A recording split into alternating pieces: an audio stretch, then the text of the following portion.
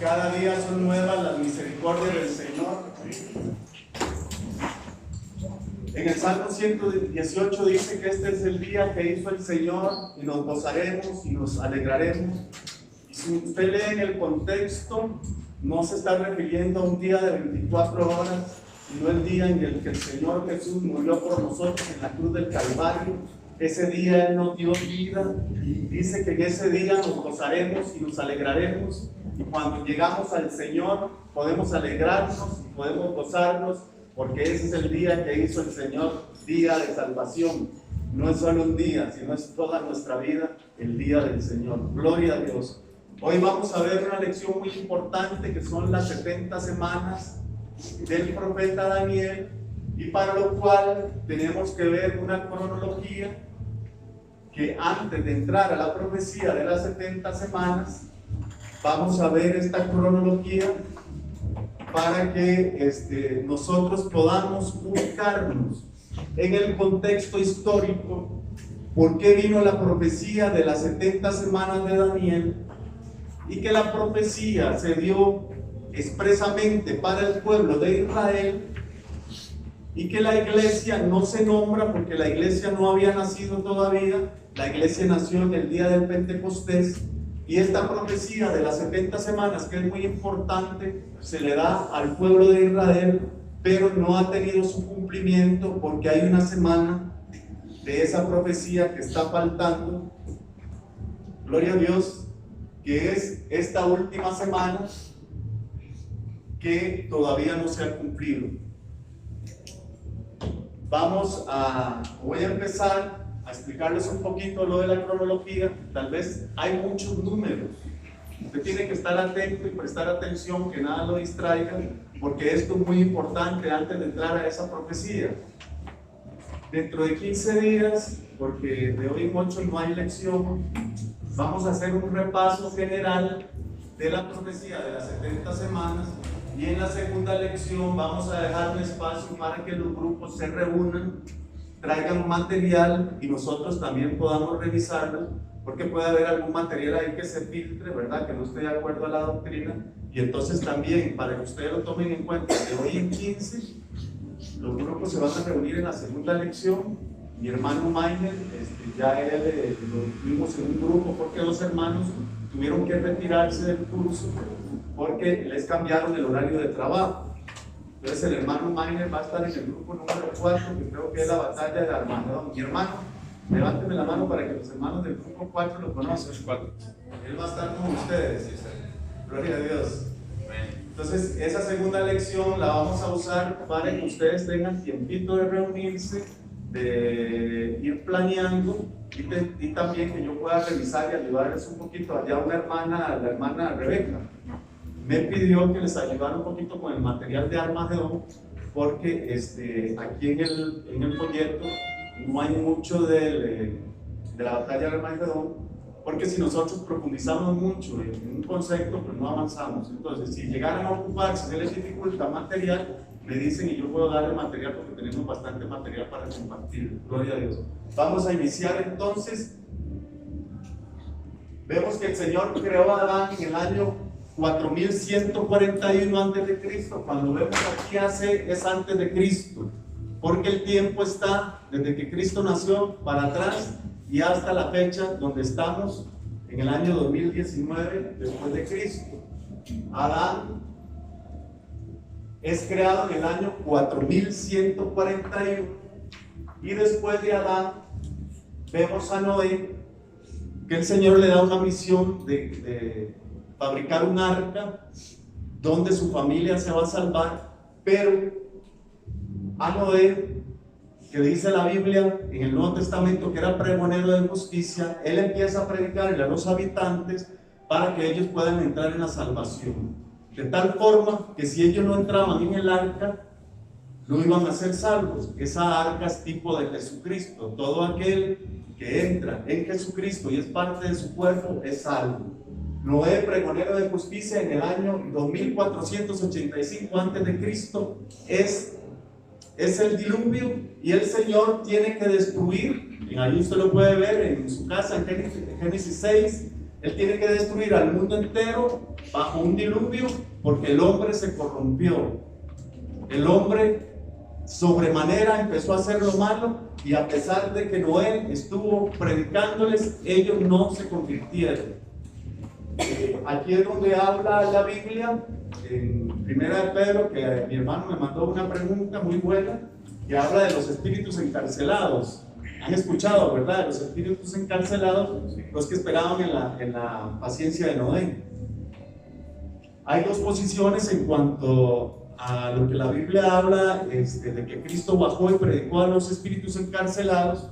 Una es que Cristo, cuando murió y bajó a las partes más profundas de la tierra, les predicó para que no le quedara apelación a ellos de que al no haber obedecido y al haber entrado en el arca no fueron salvos. Esa es una posición. Y la otra posición es que en Primera de Pedro también 1:10 habla que el Espíritu de Cristo que estaban los profetas predicó a esas personas de lo que iba a venir, y a través de ese Espíritu de Cristo que estaba en Noé, el Señor les predicó y ellos cerraron su corazón y no se volvieron, porque el Espíritu de Cristo y el Espíritu Santo, que es Dios, ha estado a través de todas las generaciones.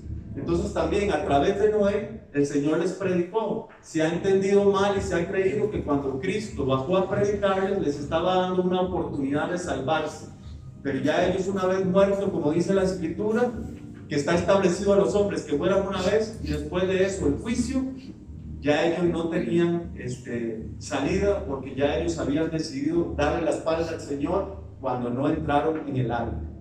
De aquí también, mis hermanos, este punto es muy importante, quiero recalcarlo, porque hay un hermano que escribió un libro que se llama Profecías Bíblicas, de Mark Hitchcock, que es muy bueno. Que Mark Hitchcock, ahí usted lo puede ver, yo puse una referencia de él también. Mark Hitchcock dice que no es el carácter de Dios traer juicio sobre el justo y sobre el impío simultáneamente. Si usted ve en el diluvio, el juicio no vino sobre los justos, sino sobre el mundo impío. Matusalén, que vivió 967 años, murió unos meses antes del diluvio. Matusalén no estaba en el plan de Dios, porque aparte de que ya estaba muy avanzado de edad, él no iba a poder poblar la tierra, porque Dios tuvo que empezar de nuevo. Entonces entraron los justos.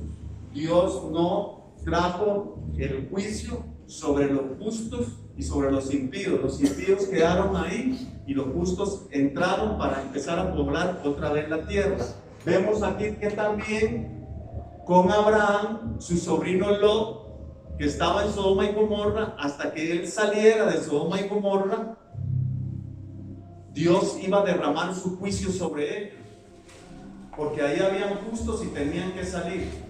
Esto es muy importante cuando veamos la lección del arrebatamiento, porque el carácter de Dios no es destruir al justo con el injusto, de tal manera que en esta semana, que va a ser la ira del Señor en toda esa semana, y los juicios de Dios van a venir sobre esa tierra, ya Dios ha dejado patentado que no es el carácter de Él traer juicio sobre los justos y los injustos simultáneamente.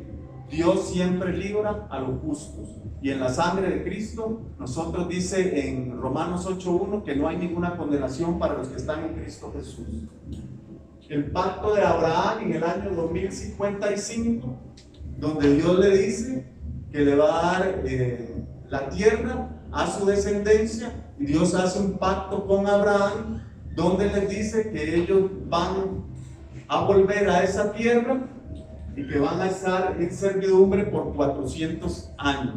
Entonces vemos aquí el pacto abrámico en el año 2055, y en el 1625 fue el éxodo, cuando el Señor promulgó la ley, de tal forma que vemos 430 años de Noé al pacto abrámico y 430 años del pacto de Abraham al éxodo con Moisés.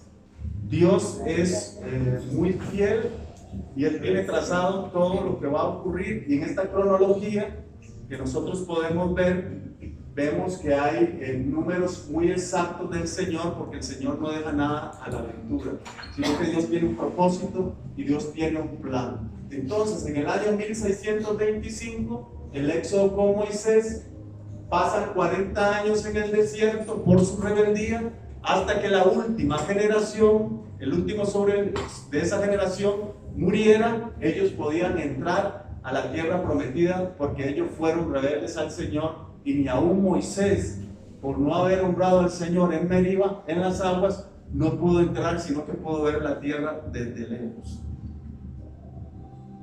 En el año 1585 se entró a la tierra prometida, la conquista con Josué, y hubo un periodo hasta el primer rey que se llama el periodo de los jueces, donde el Señor daba las ordenanzas al pueblo a través de los jueces.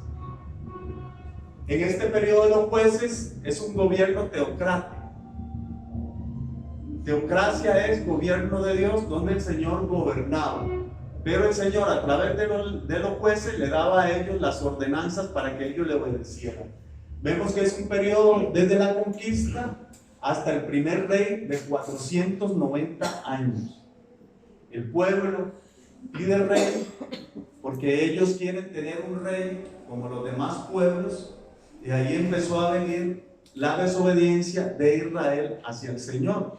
Porque teniendo ellos al Señor, al Dios Todopoderoso, al soberano como su rey, cambiar a ese soberano por un hombre de carne y hueso, solo porque vieron a los demás que tenían rey, no se estaban dando cuenta de lo que ellos estaban abandonando. El Señor le dijo a Jeremías también: conviértase en ellos a ti y tú no te conviertas a ellos. Lamentablemente ahí el pueblo adoptó culturas paganas, y a partir de ese momento que ellos piden rey, abandonan el gobierno del Señor. Vemos entonces que el rey Saúl, como le digo la historia, fue en el año 1096 y reinó por 40 años. Después del reinado de Saúl, vino el rey David en el año 1056, que reinó también por 40 años, y el tercer rey sobre Israel fue el rey Salomón, que a través de Salomón se hizo el templo de los israelitas, en el año 1006. El Señor no le permitió a David hacer el templo porque sus manos estaban llenas de sangre.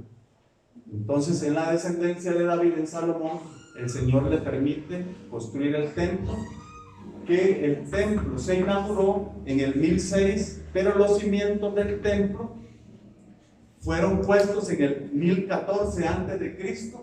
Duraron aproximadamente como unos 8 años construyendo el templo hermoso de Salomón. Entonces, ¿qué vemos aquí? 40 años del reinado de Saúl, 40 años del reinado de David y 40 años del reinado de Salomón. Después de ese reinado vino la división del reino y posterior la servidumbre con Nabucodonosor. Con esta primera parte, ¿qué es lo que quiero que quede claro? Que el Señor hizo un pacto con Abraham, su siervo, donde su descendencia iba a heredar la tierra de Palestina, y donde el Señor, a través de la tribu de Judá, iba a traer un reino que iba a permanecer para siempre, pero el Señor iba a usar a ese rey, de ese reino eterno, iba a usar al pueblo de Israel para que el Hijo de Dios naciera sobre esta tierra.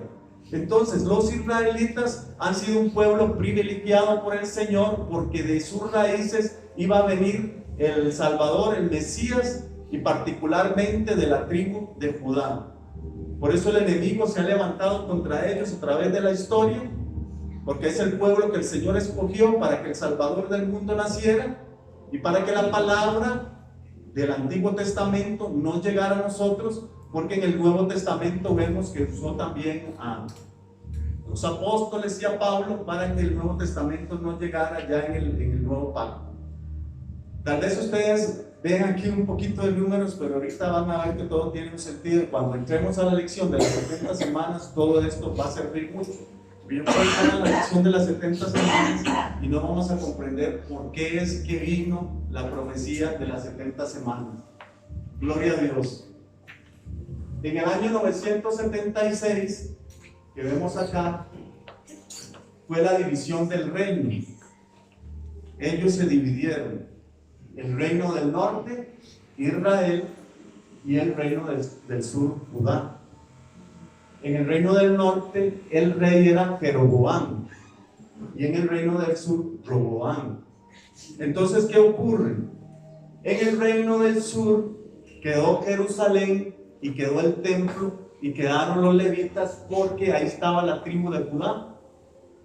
Los de Israel del reino del norte tenían que descender a Judá para hacer sus sacrificios, para ir al templo. Entonces Jeroboam, al ver eso, pensó que si el pueblo bajaba a Jerusalén para hacer sacrificios, iban a entrar en amistad con Roboam y su reino iba a desaparecer. Entonces él se inventó una religión y puso sacerdotes, y ahí empezó la debacle del reino del norte, porque cambiaron el orden establecido del Señor, porque el orden del Señor era el sacerdocio arónico. De tal forma que vemos que en el año 721 Israel va en servidumbre por los asirios. Ellos son llevados en servidumbre por los asirios porque ellos desecharon al Señor, y en este periodo de acá el Señor ya no empezó a tratar por jueces, porque cuando ellos pidieron rey, terminó el periodo de los jueces, y entonces el Señor empezó a hablar por profetas. Y se podría decir que ellos deberían atender a la voz de los profetas, porque los profetas hablaban en nombre del Señor y Dios los usaba mucho, y dice que ellos más bien los apedreaban y no obedecían la voz del Señor. Entonces, en este periodo el Señor habló por los profetas hasta Malaquías, y después de Malaquías vinieron 400 años donde no hubo profeta en Israel, hasta que apareció Juan el Bautista. Gloria a Dios. ¿A cuánto les gustaba la historia en el colegio? Levanten la mano. Ahora convertidos en el Señor va a tener que gustarme, ¿verdad? Esto es muy importante, es un poquito de historia. Hay veces, yo creo que muy pocas veces nos dan una enseñanza con historia, ¿verdad? Nos han dado pocas. Entonces, esto es importante porque nosotros vamos a entender un poquito de por qué Israel entró en desobediencia y por qué vino la profecía. Bueno, en el año 721 fueron llevados cautivos por los asirios.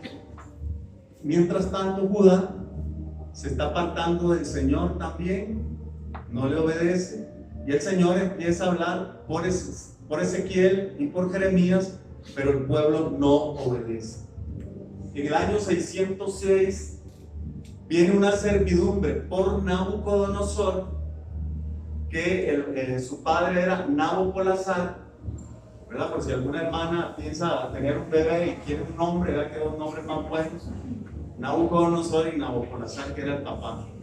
Como esos nombres no son muy comunes, yo creo que sería excelente, ¿verdad? Entonces Nabucodonosor viene y lleva al pueblo en servidumbre, porque ya el Señor había profetizado, que lo vamos a ver en la siguiente lección. Como ellos no guardaron el año sabático, que a los 7 años tenían que reposar la tierra, entonces al no guardar ellos la ordenanza de la ley, durante 490 años, que me parece a mí lo que he estudiado, tengo que revisarlo más, pero una teoría que yo tengo es la siguiente, está en revisión.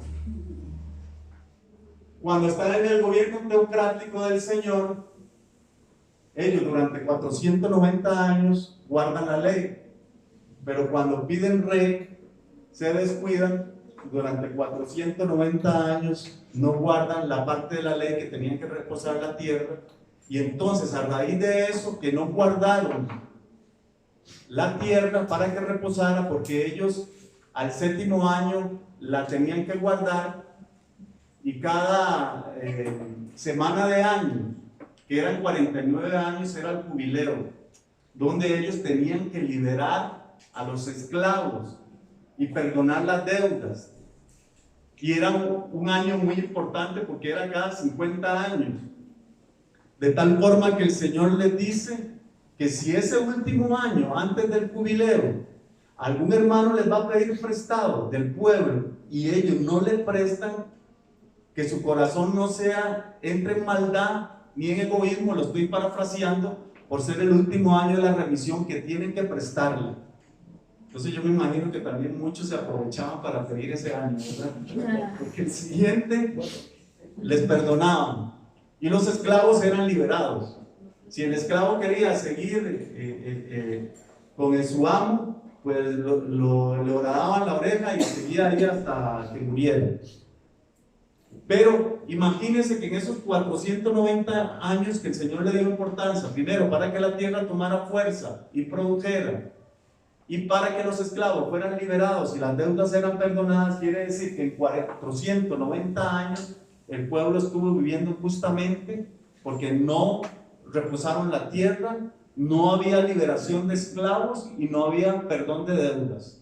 Y el Señor no quería eso porque el Señor ha traído equidad al ser humano. Entonces, a raíz de eso, que ellos no guardaron el año sabático, entonces el Señor, por mano de Jeremías, por boca de Jeremías, que ahora vamos a ver esa profecía en Segunda de Crónicas, les manda a decir que ellos van a ir cautivos por Nabucodonosor, por no haber guardado la tierra hasta que la tierra repose. De tal manera que van 70 años en cautiverio, porque en estos 490 años, si usted los divide entre 7, tenían que ser 70 años. Entonces lo que ellos no reposaron la tierra fue 70 años. Y al no reposar la tierra 70 años van en cautiverio. ¿Sabe para qué? ¿Para qué fueron en cautiverio? Para que la tierra reposara, porque ellos no la dejaron reposar. Gloria a Dios. Entonces vemos acá que Nabucodonosor hace una primera incursión en el año 606 a Jerusalén, donde viene una servidumbre, y en el año 605 Daniel es llevado en servidumbre, que escogieron 300 muchachos de buen parecer, así como muchos que hay aquí, ahí los estoy viendo,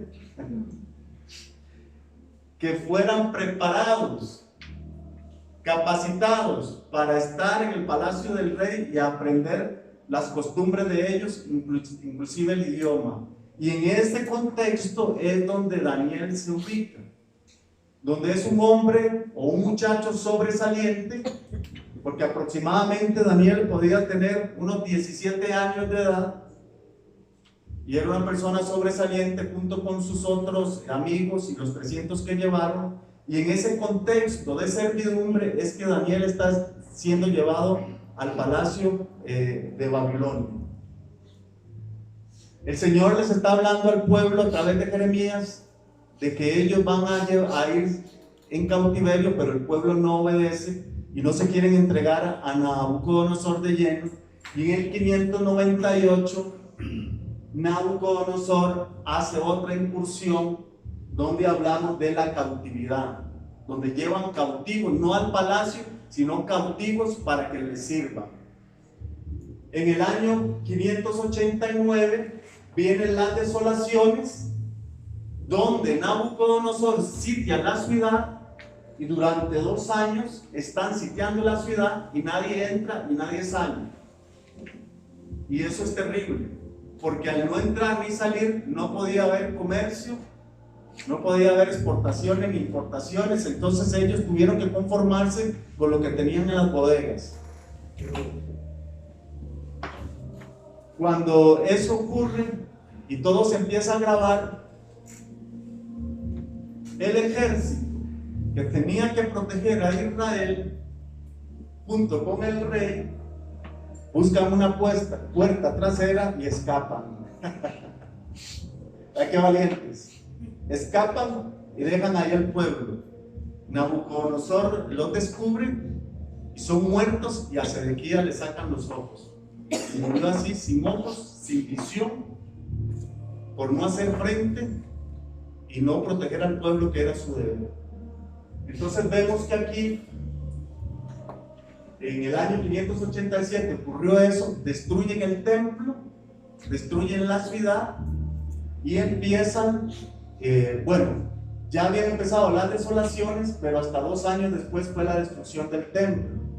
De tal forma que cuando usted estudia la cronología y cuando usted estudia la profecía, todo esto es muy importante, saber que hubo una servidumbre, una cautividad y unas desolaciones. Esta cronología yo la tomé del libro de Sir Robert Anderson, El príncipe que ha de venir, que fue una persona muy notable en el siglo XIX, un irlandés, que él fue abogado, fue un predicador laico, y él, a través de su profesión, que era abogado, hizo muchas investigaciones, escribió muchos libros, y el Señor lo usó mucho, y especialmente en este libro, El príncipe que ha de venir, que es muy importante. Él sacó el tiempo, que lo vamos a ver ahora, desde el decreto para construir la ciudad y las murallas hasta el año 32 después de Cristo, la entrada triunfal. Ahí se cumplieron las 70 semanas de la profecía de Daniel, y él en este libro explica todo claramente. Sir Robert Anderson, que fue una persona muy notable en el periodo que él estuvo, él fue inspector de Scotland Yard, él era jefe de ese departamento, y en ese tiempo estaba Jack el Destripador, ¿verdad? Que hemos oído. Y había un autor que empezó a escribir las historias de Sherlock Holmes, pero según dicen en la biografía de este libro, el que estaba ahí poniendo orden era Sir Robert Anderson, y seguro él se inspiró en él para escribir Sherlock Holmes. Entonces el Señor lo usó mucho, y la corona inglesa, por los servicios que él dio, le dieron el título de Sir. Y eso fue en el año 1885 más o menos, que él escribió este libro, y hoy nos está sirviendo a nosotros en el siglo XXI. Muestra de que lo que nosotros estamos haciendo ahora, hermanos, 10, 20, 30, 40 años, el Señor no ha venido, le va a servir, porque el trabajo del Señor no es en vano. Y si este hermano en el siglo XIX hizo eso y lo estamos usando ahora, quiere decir que el Señor también, lo que nosotros hagamos para Él lo va a seguir usando aunque nosotros no estemos aquí. Gloria a Dios. Entonces, mis hermanos, en el 587 ocurre la destrucción del templo, y el pueblo está ahora sí en servidumbre, en cautiverio, y hay desolaciones sobre Jerusalén. En el año 538 es cuando el Señor le da la visión de las 70 semanas a Daniel, que es una profecía muy importante. De tal forma le hemos dado importancia que es básico para entender el arrebatamiento y todo lo que va a ocurrir en Apocalipsis, porque tenemos que poner en el contexto histórico a Israel, a la iglesia, y separarlos, porque si nosotros mezclamos a Israel y la iglesia, entonces hay muchas cosas que no vamos a entender. Podemos ir a Apocalipsis y estudiar Apocalipsis y estudiar el Nuevo Testamento, Mateo 24, y en los evangelios donde habla del tiempo del fin, pero si no entendemos la profecía de las 70 semanas, hay muchas cosas que no nos va a quedar claro. Por eso la importancia de las 70 semanas y de esta cronología. Daniel en ese periodo de tiempo tiene alrededor de 84 años, era ya un anciano. Así es que si usted tiene 70, 75, 80 o más, no se desanime, porque al Señor le gusta usar personas mayores. Daniel tenía 84. Cuando a Juan se le revela Apocalipsis, tiene 85 años. Juan, en la isla de Patmos. Y Caleb dijo, de 80 años, dame ese monte. Gloria a Dios. Entonces no hay límite para servirle al Señor. Lo que hay que tener es un corazón dispuesto. Daniel, con 84 años, el Señor le da la profecía de las 70 semanas, que las vamos a ver más adelante. En el año 536, Ciro conquista Babilonia, y ahí termina el imperio babilónico, por medio de Ciro, un rey persa, termina Nabucodonosor, porque el Señor también lo había profetizado que iba a terminar ese imperio de Nabucodonosor. Y el rey Ciro da la orden por medio de Zorobabel de que los judíos que quieran ir a reconstruir el templo que está desolado pueden ir, pero hay unos que ya estaban muy acostumbrados y se quedan ahí en Babilonia y no van. En ese tiempo Zorobabel junto con el sumo sacerdote Josué van a Jerusalén para construir el templo, pero hay oposición. En ese tiempo hay un sumo sacerdote Josué, que no es el Josué que conocemos, porque él no era de la tribu de Judá, pero el sumo sacerdote en ese tiempo era Josué, y ellos van para construir el templo, pero tienen oposición de los samaritanos. Los samaritanos eran sirios. Cuando un rey sirio había tomado también la parte de Jerusalén, creo que en esta parte de la cautividad, los sirios llegaron a Samaria y se mezclaron con los samaritanos y empezaron a multiplicarse, de tal forma que estos samaritanos que tenían mezcla con los judíos, cuando Israel estaba en aprietos, ellos decían: nosotros somos sirios, no somos judíos. Y cuando a Israel le iba bien, entonces ellos decían: somos judíos.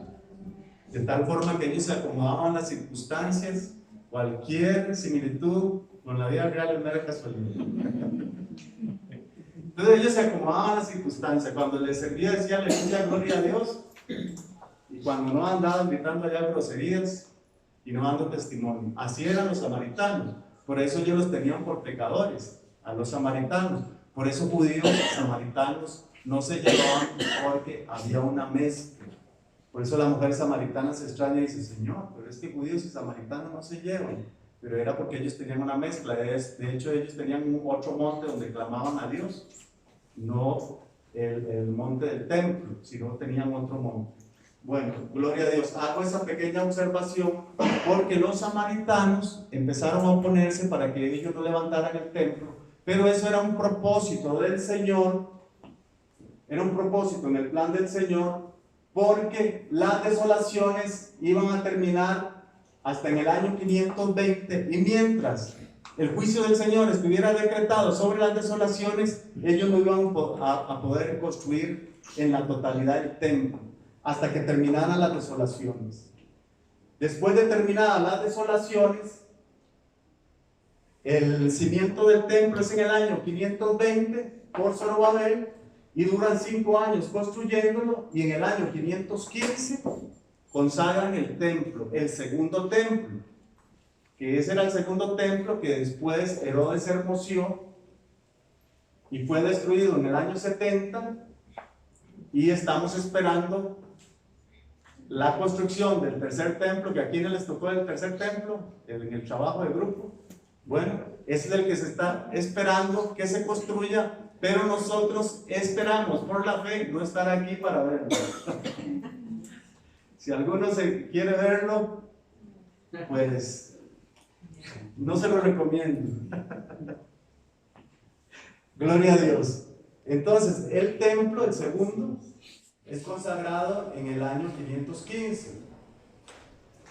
Ya ahí habían terminado las desolaciones. Y vemos aquí el periodo que inicia, que es lo que a nosotros nos interesa, la profecía de las 70 semanas, que la profecía de las 70 semanas era sobre la construcción de los muros y de la ciudad. Porque aquí, en este tiempo, con Esdras, se da una orden, pero para construir el templo, no la ciudad. O el decreto que se dio para construir la ciudad y las murallas no se dio aquí, aquí fue para el templo. Hubieron 2 decretos para restaurar el templo, pero la profecía de Daniel empieza a partir del momento que se da la orden o el decreto de construir la ciudad y las murallas. Ahí es donde empiezan La profecía de semanas de Daniel, que son 70 semanas, en este periodo aquí más o menos, entre 445 y 397, es lo que nos narra la Biblia de Esther, del rey Asuero. Más o menos en este periodo, para que ustedes se ubiquen, es donde se da lo de Esther, que a veces nos confundimos un poquito, ¿verdad? ¿Cuál fue el periodo de Esther?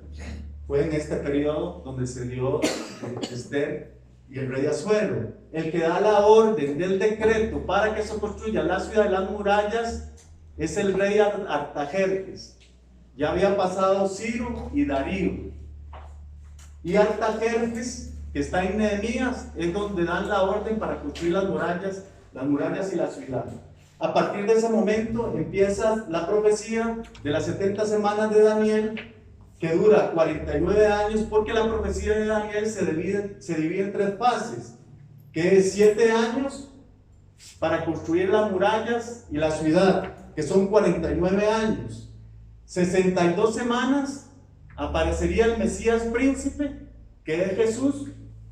Ese sería el segundo periodo, y el tercero es la última semana de años.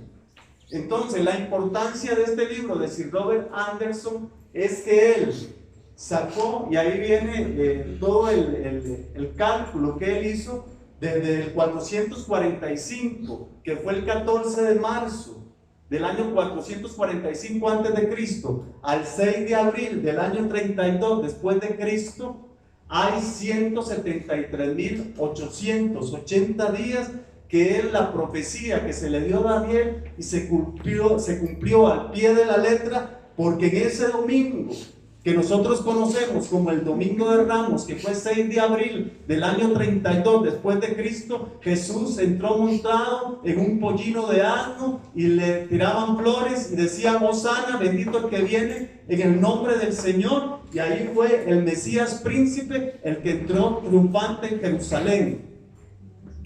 Después de esas 72 semanas, dice que se quitará la vida al Mesías príncipe, mas no por sí. Después de ese domingo, el siguiente viernes, Cristo es crucificado, después de que se cumplieron las 69 semanas. Cristo es crucificado y se cumplió al pie de la letra las profecías de Daniel, pero en 2 periodos de 7 semanas, 62 semanas, y se cumplió todo al pie de la letra como Daniel lo había profetizado. Y en ese momento, después de ese cumplimiento, el Señor muere y viene un paréntesis donde el Señor detiene el reloj para Israel. Y vamos a ver por qué no se cumplió la profecía para Israel, porque habían 6 puntos que tenían que cumplirse para que la profecía de las 70 semanas llegara a su conclusión. El Señor hizo un paréntesis para que entrara la plenitud de los gentiles, según Romanos 11:25, de tal forma que los gentiles sean salvos y los del pueblo de Israel, que siempre el Señor tiene un remanente fiel, pudieran entrar, porque el Señor quitó la pared intermedia de separación de ambos pueblos, hizo un pueblo, de tal forma que Pablo dice: oh profundidades del Señor, que a uno se endureció para que otros fueran salvos, y estos que son salvos permitieron que esos que endureció también fueran salvos mediante la sangre de Cristo. Pero vemos que esa semana la última semana no se cumplió, que lo vamos a ver en la próxima lección más a detalle, vamos a profundizar. Pero esa semana llegó hasta las 69 y la 75ª semana no se ha cumplido, porque esa semana es donde el Señor va a injertar nuevamente a Israel y se va a cumplir todo lo que Apocalipsis dice, que es una semana de años de 2520 días que se divide en 1260 días, 1260 días o 42 meses, o tiempo y tiempos y la mitad de un tiempo, como dice la palabra del Señor. Y esa es la semana de años que estamos esperando, de tal forma que la semana de años o la profecía de Daniel, que empezó aquí en el año 445, hasta que termine la tribulación, que todavía no sabemos cuándo va a terminar la tribulación porque no ha empezado. Cuando el Señor venga por su iglesia, aparecerá en escena un hombre con gran poder engañoso, un gobernante mundial que es el anticristo, y ahí sabemos que cuando firme el pacto empezará la tribulación y empezará a correr el tiempo. Por eso es que decimos que la iglesia no puede pasar la tribulación, porque el día y la hora nadie lo sabe, y si la iglesia pasara la tribulación, sabemos que a partir del momento que se firma el pacto tendría que pasar 2520 días si es al final de la tribulación. Si es los hermanos que creen que a la mitad, tendrían que pasar 2520 días. Y si es los hermanos que creen que es antes de la ira, tienen que pasar 5 años y 3 meses para que eso ocurra. Pero como vemos acá, esta profecía se dio para Israel porque Israel fue rebelde y la iglesia no está involucrada en la profecía, sino que es una profecía para la restauración de Israel, porque Israel el Señor la llamó para ser cabeza en este mundo, de tal forma que le reveló la palabra, y la palabra la tenemos ahora en todo el mundo a través de Israel. Y el Señor quería que también Israel tuviera poder político y poder social. Israel no lo logró, pero eso se va a lograr en el periodo del milenio, donde Dios restaure todas las cosas y el gobernante va a ser Jesucristo, en la segunda teocracia en esta tierra, donde va a venir el Señor a reinar. Esta cronología es muy importante porque vemos que todo se invoca a Israel por su rebeldía y que esta última semana está guardada para que Israel sea injertado nuevamente, para que ellos reconozcan que Jesús es el Mesías y puedan entrar al milenio para que el Señor gobierne. Hasta aquí llegamos con esta parte de la cronología. Antes de salir al receso, si alguien tiene alguna pregunta, puede hacerla. En cuanto a esto, ¿tienen alguna duda, alguna pregunta o quieren hacer algún aporte? Pueden hacerlo en este momento. ¿Nadie tiene preguntas? ¿Todo quedó claro? Entonces, si paso aquí, alguien puede explicar desde allá hasta el final. No. Bueno, vamos a terminar aquí esta lección.